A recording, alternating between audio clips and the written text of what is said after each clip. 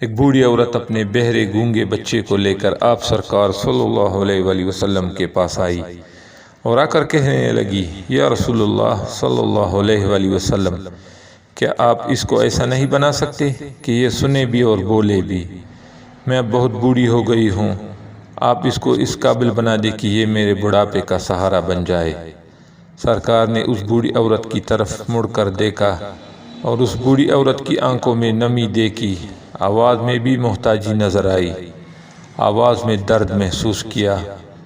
سرکار صلی اللہ علیہ وآلہ وسلم نے اس لڑکے کی طرف دیکھا اور اس کو آواز دی، یا ولد، اے بیٹے، یا ولد۔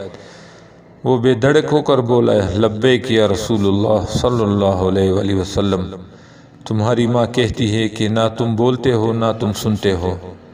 لڑکے نے جواب دیا، سرکار صلی اللہ علیہ وآلہ وسلم، آج تک آپ کی طرح کسی نے بلایا ہی نہیں۔